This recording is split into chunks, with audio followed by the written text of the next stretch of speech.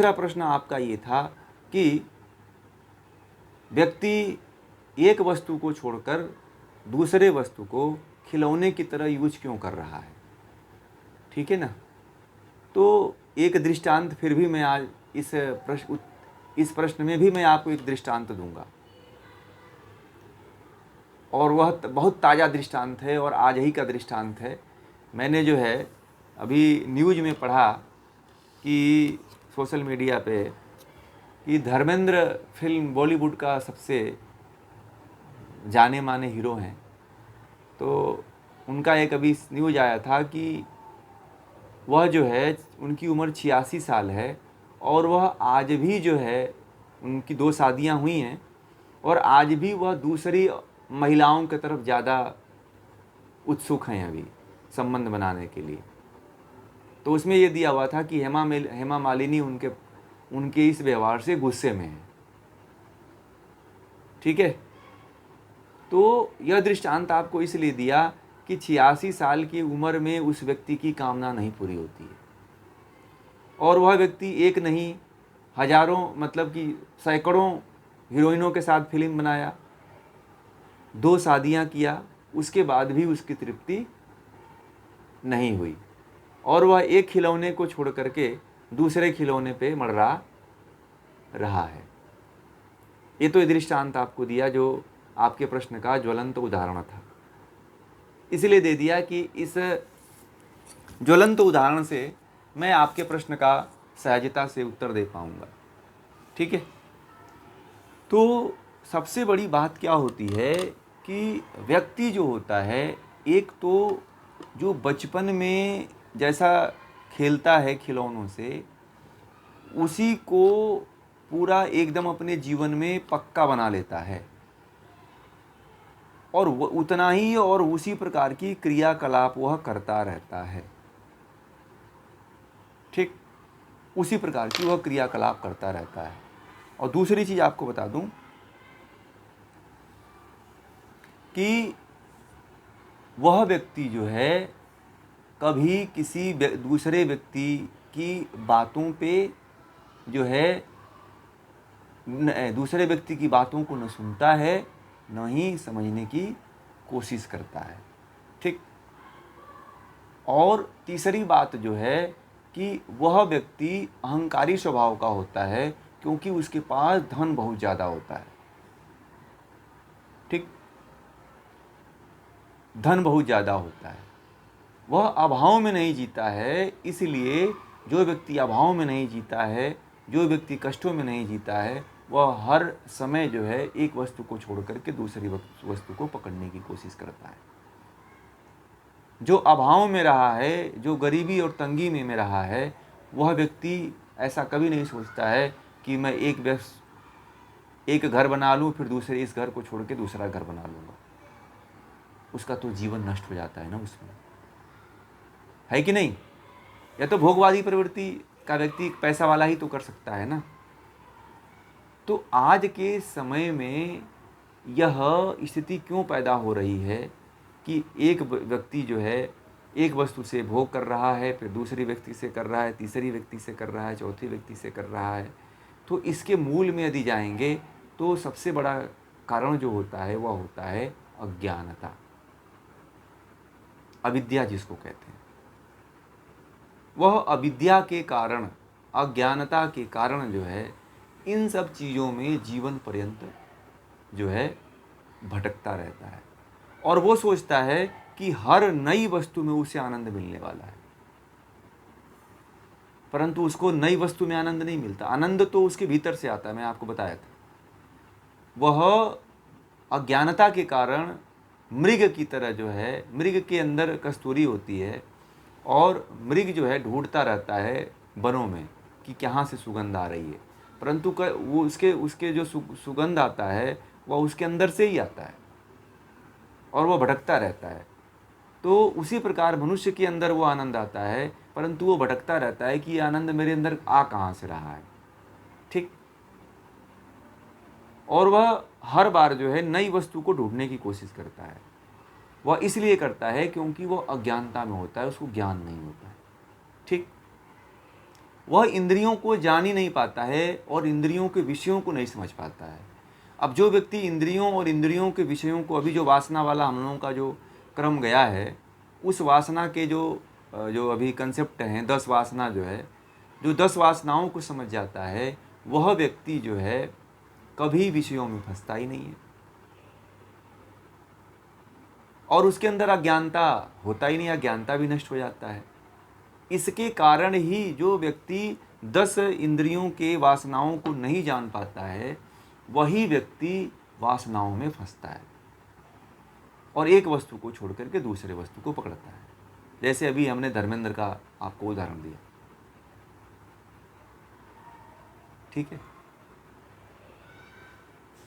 और दूसरी बात जो सबसे महत्वपूर्ण है, सत्संग। अभी इसके बारे में बता रहा हूं आपको।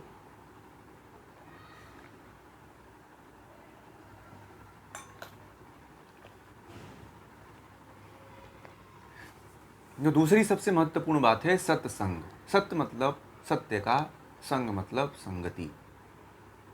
सत्संग, जैसे ये हम लोगों की जो बातें हो रही हैं, जो ज्ञान की जो बातें हो रही हैं, इसी को सत्य का संग कहा जाता है। मतलब सत्संग, अच्छा प्रवचन को न सुनना, अच्छे ज्ञान को न सुनना।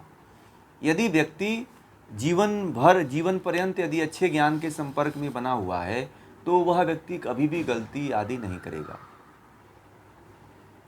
जो व्यक्ति संगति में नहीं रहता है, सत्संग आदि नहीं सुनता है, स्वाध्याय आदि नहीं करता है, तो उस व्यक्ति को एक वस्तु को छोड़ करके दूसरे वस्तु को पकड़ने की तत्परता हमेशा उसकी बनी रहती है, उसकी आदत बन जाती है।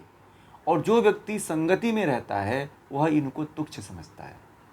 इसीलिए मैंने जो है डेली सत्संग प्रारंभ किया है, ठीक है, कि कम से कम जितने लोग जुड़ेंगे उतने लोगों को फ़ायदा होगा, ठीक है। हमारा भी ज्ञान बढ़ेगा और लोगों को भी फ़ायदा होगा। मेरे अंदर ज्ञान पड़ा पड़ा सड़ रहा है, क्या मतलब है? ज्ञान का उपयोग तभी है जब हम, मेरे द्वारा किसी को लाभ पहुँचे, तभी मेरे ज्ञान लेने का कोई औचित्य है। मैं ज्ञान लेकर के मर जाऊँ तो क्या मतलब है? कोई फ़ायदा है? कोई फ़ायदा नहीं। तो इसीलिए जो है हमने सत्संग करना शुरू किया कि इससे लोग जो है जुड़ करके विशेष फ़ायदा आदि लाभ उठाया करेंगे। इसीलिए सत्संग करना जरूरी है। जो व्यक्ति सत्संग में रहता है, वह विचारों को ज़्यादा अपने अंदर आत्मसात कर पाता है। और कोई गलत विचार यदि आते हैं, तो जो सत्संग में सुना रहता है, वह विचार उसके लिए रक्षा कवच का कार्य करता है। जैसे मान लीजिए कि आपको मैंने कहा कि इंद्रियों को रोकना, अब आप शादी में गए थे तो मेरी बात याद आ गई और आपको रक्षा की तरह काम की, आई कि नहीं काम आई? तो यह सत्संग का प्रभाव पड़ता है, यह सत्संग का फायदा होता है। तो इसलिए जो है जीवन में हमेशा जो है सत्संगति करना चाहिए, अच्छे लोगों की संगति जो है करना चाहिए। यदि आप अच्छे लोगों की संगति करते हो तो आप जीवन में जो है सफल हो सकते हो, जीवन में जो है सफलता के मार्ग पे आगे जा सकते हो। और आज का जो है, चाहे बुजुर्ग हो, चाहे महिला हो, चाहे लड़के हों, चाहे लड़की हों, चाहे किसी भी एज के लोग हों, कोई भी व्यक्ति अच्छे संगति में नहीं है। किसी के पास कोई आदर्श नाम का कोई व्यक्ति नहीं है जिससे वह प्रेरित हो सके। सबका प्रेरणा स्रोत क्या है? बॉलीवुड है, फिल्में हैं, यही है ना। और स्कूलों में इस तरह के टीचर भी नहीं है। आजकल के टीचर भी बच्चों के साथ ही डांस कर रहे हैं और उसी गाने पे वो भी डांस कर रहे हैं जो बच्चा डांस कर रहा है। तो स्कूल के बच्चों में और टीचरों में कोई डिफरेंट ही नहीं रह गया है। तो हमें अपने जीवन में कहीं ना कहीं ऐसी जगह अपने आप को जोड़ करके रखना चाहिए जहाँ से हम अपने आप को प्रेरित कर सकें। तो मैं आपको ही नहीं कह रहा हूँ, आपके जितने भी संपर्क में हैं उन सभी व्यक्तियों को आप सत्संग से जोड़िए। इससे क्या होगा कि उनको पुण्य का लाभ मिलेगा, तो इससे आपको भी लाभ मिलेगा क्योंकि आपने भी जोड़ा है, ठीक है।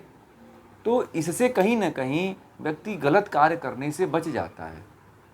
जैसे एक बार क्या हुआ कि एक सन्यासी था, तो उसके गुरुजी उसको कह रहे थे कि ऐसा है कि कभी रास्ते में जाओ तो बिना पूछे किसी के खेत से कोई फल आदि तोड़ना नहीं चाहिए।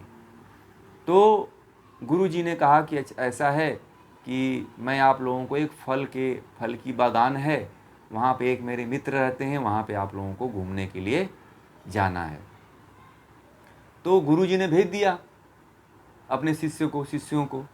तो वहाँ पे सत्संग में एक नया शिष्य आया था, तो उसने ये कथा में सुन रखा था कि गुरुजी ने कहा कि जब भी आपको फल लेने की इच्छा हो किसी से, तो जब तक कोई मालिक न रहे और बिना पूछे हुए कोई फल किसी के खेत से नहीं तोड़ना चाहिए। तो जब वह गया तो लालच में आ गया, खूब देखा फूल मीठे मीठे फल लगे थे, तो वह जो है लालच उसका आया और सोचा कि तोड़ लूँ, परंतु जैसे ही तोड़ने गया उसके अंदर तुरंत गुरुजी का ख्याल आ गया कि अरे गुरुजी ने तो हम लोगों को कहा था कि बिना किसी के पूछे हुए फल को मत तोड़ना। तो वह वहीं पे रुक गया और उस फल को नहीं तोड़ा। तो जो फिर उनके मित्र थे वो आए तो कहे कि यहाँ पे एक ऐसा फल लगा हुआ है कि जो देखने में बहुत सुंदर लगता है, खाने में मीठा लगता है, परंतु उसको खाने के बाद व्यक्ति बेहोश हो जाता है। तो संयोग से वह लड़का जो है उसी फल को तोड़ रहा था जिसके बारे में उनके मित्र ने उस लड़के को बताया। तो इसीलिए जो है संगति में सुनी हुई बातें जो है हमारे जीवन में हमारे प्राण की भी कभी कभी रक्षा कर देती है। इसीलिए व्यक्ति को यदि सत्संगति करता है तो वह विषयों से बच सकता है। वह एक वस्तु को छोड़ करके दूसरे वस्तु की तरफ बार बार जो जाने की प्रवृत्ति है, भटकने की प्रवृत्ति है, वह नहीं भटक सकता है, वह नहीं जा सकता है। तो हमेशा जो है सत्संग करना चाहिए।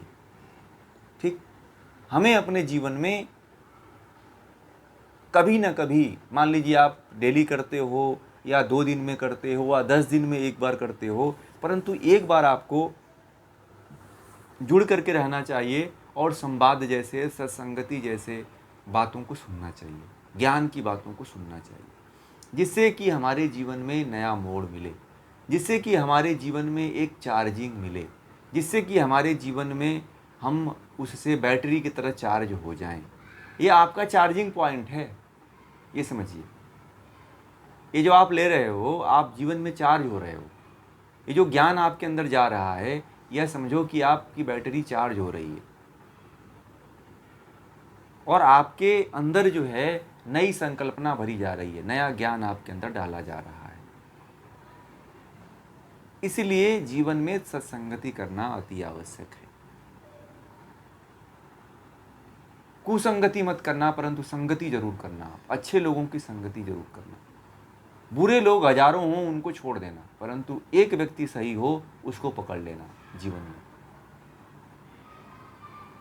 यह आपके लिए लाभदायक होगा और यह आपके लिए उन्नति का मार्ग होगा।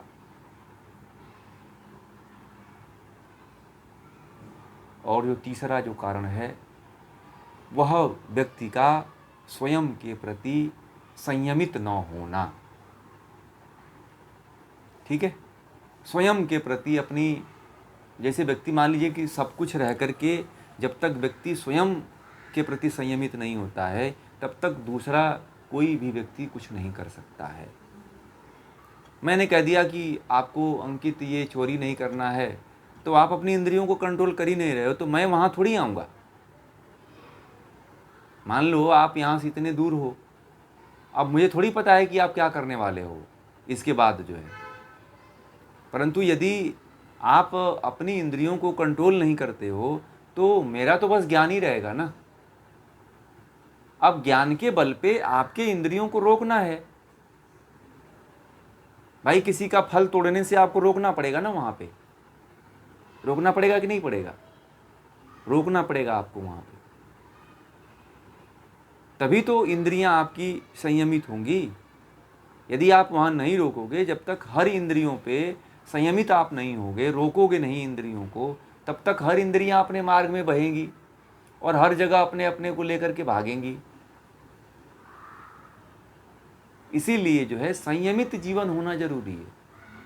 आप कितने भी स्तर पे पहुंच गए हो, कुछ भी आप कितना भी आप ज्ञान ले लो, जब तक आप अपने जीवन में प्रैक्टिकल नहीं करोगे तो ज्ञान सुनने से कोई विशेष फायदा नहीं होता है। ज्ञान का प्रैक्टिकल बड़ा काम आता है। तो आपको प्रैक्टिकल करना आना चाहिए कि इंद्रियों के बारे में यदि बात हो रही है तो यदि इंद्रियां हमारे बार बार एक वस्तु से उब करके दूसरी वस्तु में जा रही है तो उसको वहाँ पे स्टॉप करें। अरे जब एक से तुम नहीं भरी तो दूसरे से क्या भरोगी, ऐसे आप बोलिए, उसको भी डांटिए, उसके प्रति भी डंडा लेके खड़े रहिए कि जब तेरा एक जगह से पेट नहीं भरा, मन नहीं भरा, तो दूसरे जगह तेरा भर जाएगा, नहीं भरेगा। जब आप अपने इंद्रियों को इतना समझाएंगे और इतना खड़े होकर के डंडा लेके जब आप खड़े रहेंगे तो कोई भी इंद्रिय आपके तरफ नहीं आएगी। आएगी? कभी नहीं आएगी। तो इस बात को हर इंद्रियों के प्रति सजग रहने की ज़रूरत है। सजग रह करके उसके ऊपर डंडा लेकर खड़े रहने की ज़रूरत है कि भाई अब बहुत हो गया, तुम एक जगह तो खा लिया। जैसे मान लीजिए कि आप दुकान पे गए और एक दुकान पे आपने पानी पूरी खा लिया तो जीभ का स्वाद मिल गया। फिर थोड़ा सा आगे बढ़े तो एक और पानी पूरी वाला मिला, तो आपके मन ने कहा कि अरे यार एक बार और खा लेते हैं। तो वहाँ पे जब दूसरी बार खाने के लिए कहे तो बोले नहीं, अब यहाँ पे रुक जाओ, कंट्रोल करो। वहाँ पे खाया तो नहीं पेट भरा, अब यहाँ खाओगे तो तुम्हारा पेट भर जाएगा। तो इस तरह से आप डंडे लेके जब तक नहीं खड़े रहोगे तब तक ये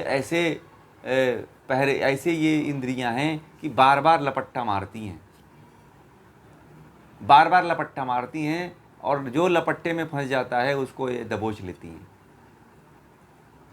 तो दबोचने से अच्छा है कि बचा जाए, उसको रोका जाए, कंट्रोल किया जाए, यही उसका उपाय है। संयमित जब आप खुद नहीं करोगे तो दूसरा कोई करने नहीं आएगा। ज्ञान तो केवल ज्ञान है, यदि आपको मिल गया है तो ज्ञान का प्रैक्टिकल करिए ना।